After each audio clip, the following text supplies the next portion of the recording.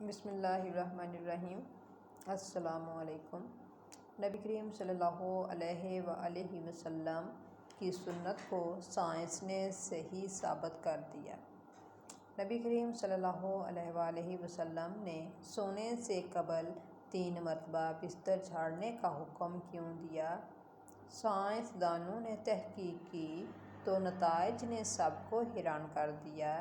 اسلام ایک مکمل ضابطۂ حیات ہے اور اس میں زندگی کے ہر پہلو سے متعلق رہنمائی موجود ہے۔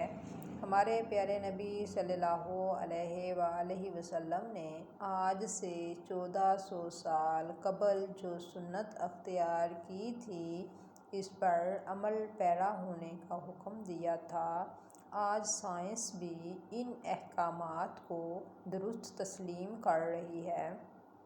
نبی کریم صلی اللہ علیہ وآلہ وسلم کے احکامات اور سنت سے یہ ثابت ہے کہ سونے سے قبل اپنے بستر کو 3 بار جھاڑ لینا چاہیے۔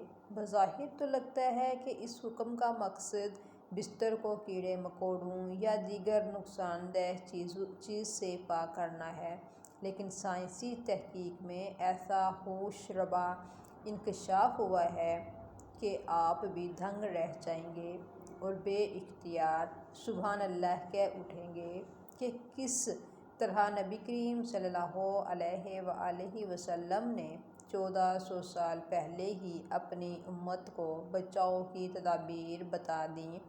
سائنس کے مطابق انسانی جسم میں میٹابولزم کا عمل 24 گھنٹے جاری رہتا ہے، جس کے باعث ہر پل سینکڑوں نئے سیل بنتے اور پرانے ٹوٹتے ہیں۔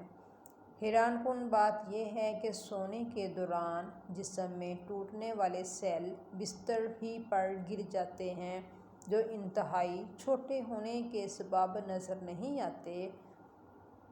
اگر بستر کو بغیر جھاڑے اس پر سونے کے لیے لیٹ جائیں تو یہ مردہ سیل جسم میں داخل ہو کر مہلک بیماریوں کا سبب بنتے ہیں۔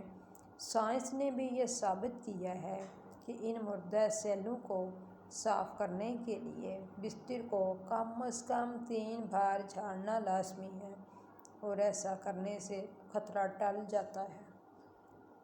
ویورز، اگر آپ کو میری ویڈیو اچھی لگی تو میرے چینل کو پلیز سبسکرائب کیجیے گا، اسے شیئر کیجیے گا۔ اللہ حافظ۔